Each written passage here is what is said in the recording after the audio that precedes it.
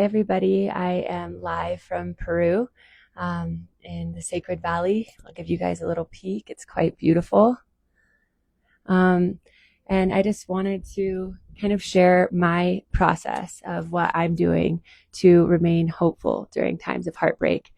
Like half of the country, I woke up this morning and found out the news that Donald Trump would be the next president. And I absolutely bawled my eyes out. I was devastated. I felt so heartbroken for myself and America. And I know not all of my followers probably feel the same. Some people are probably rejoicing.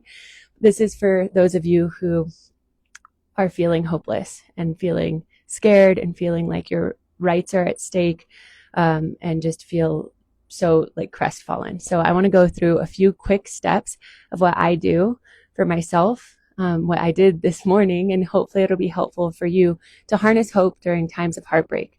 So the first step to harness hope during a time of heartbreak is to allow yourself to feel your feelings. Know that all of your feelings are valid. This morning I woke up, I bawled my eyes out. I screamed into my pillow. I said the fuck yous. I went for a run. I stomped it out.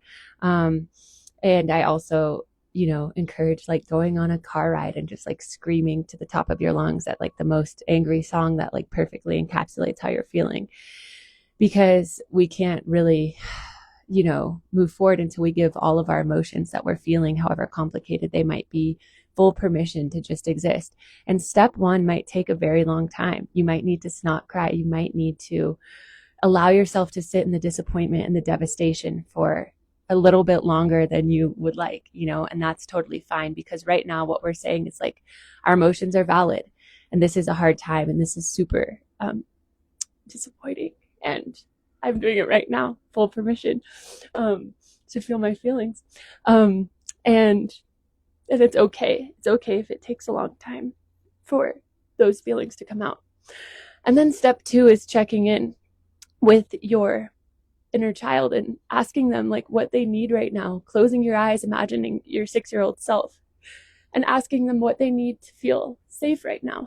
What do they need from you to know that you've got them, no matter what's going on in the outside world or who is president, that you have got them? And what is something that you can do for them to make them feel seen and safe? Maybe you can shut off your phone for an hour. Maybe you can allow yourself to kind of binge watch your favorite TV show. But what does your inner child need from you to know that you're not going anywhere regardless of the outside world?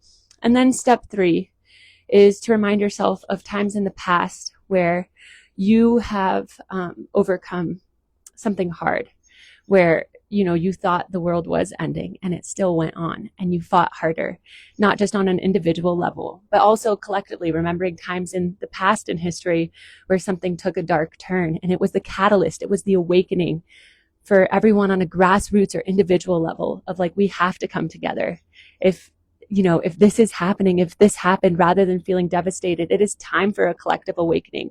And I'm excited and I'm ready to be a part of that. So step three is really acknowledging times in the past that you've overcome hard things and how you've built that resiliency, calling forth those examples. And also historically, what have some dark times been in history that were the wake up call for the change and the elevation of consciousness? And how can you really look at what's happening right now and be how can I be a catalyst for unity? How can I be a catalyst for love? How can I be a catalyst for joy? And then step four, after we've acknowledged ourselves, we've given ourselves the strength, we've given our inner child what they need, we've allowed ourselves to feel our feelings. Step four is taking action.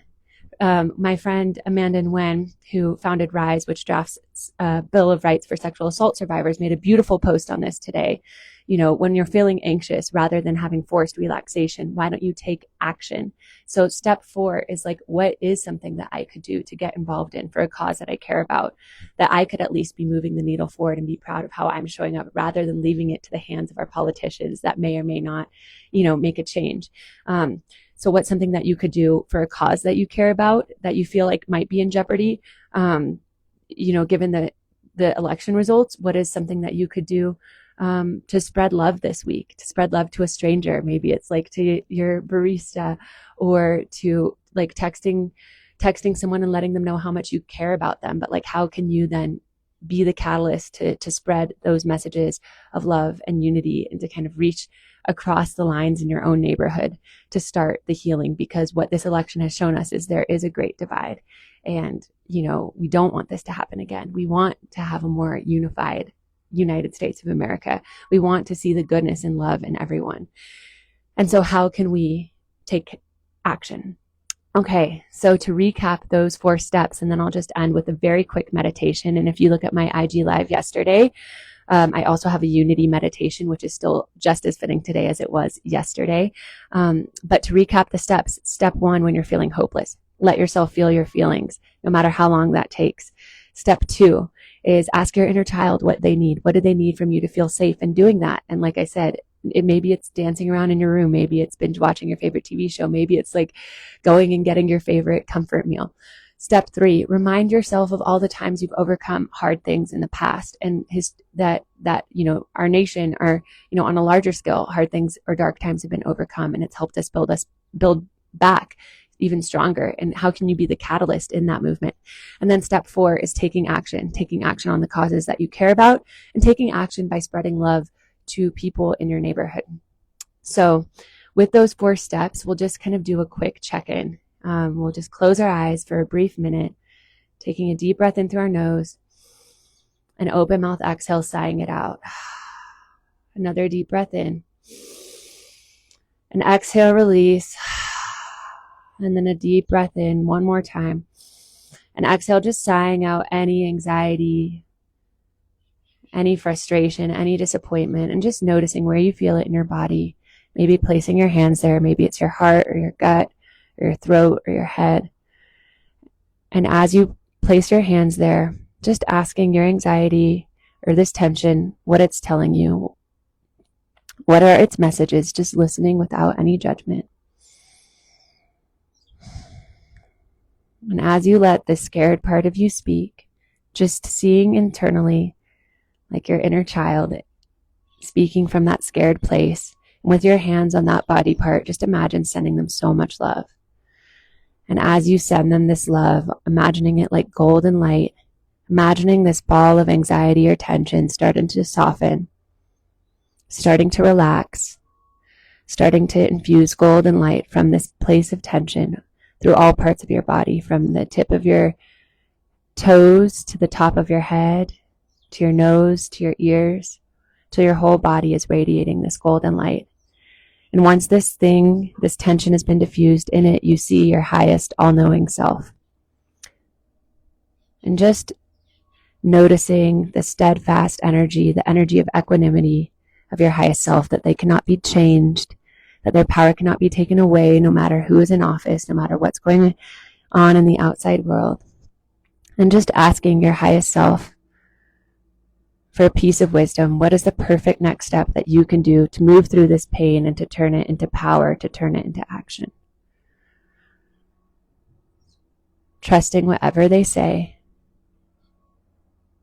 thanking them, and imagine this action, this mantra, this step that they've given you, just rubbing your hands together, feeling it amplify in your hands, feeling the heat in your hands, and then imagine sending it out to other friends or loved ones who need it during this hard time, sending out to the groups of people who feel marginalized or scared during this time, sending it out to the people across party lines, sending it indiscriminately to everyone across the country, imagining this beautiful healing taking place even though we are in so much pain, feeling yourself as the catalyst, seeing the possibility of others waking up to continue to be the catalyst, and then giving yourself a hug, letting yourself know that you love you, that you've got you no matter what, and opening your eyes, taking another deep breath and exhaling it out.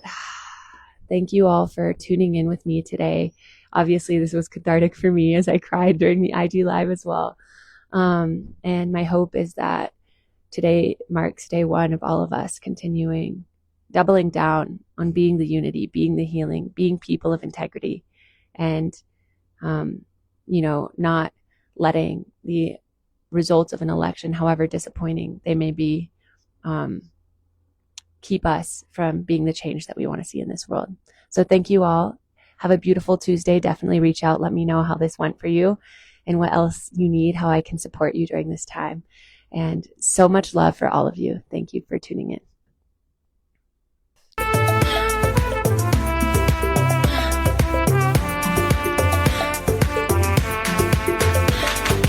Hey, you.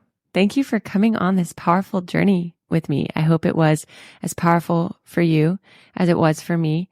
And if it was, it would mean the world to me if you rate, review, and subscribe to Powerful Stuff so I can keep bringing you the goods. We can keep going on this transformative journey together. And if there's powerful stuff that you want to share with me, with the Powerful Stuff community, tag us on Instagram at That's Powerful Stuff or the Meredith Baker.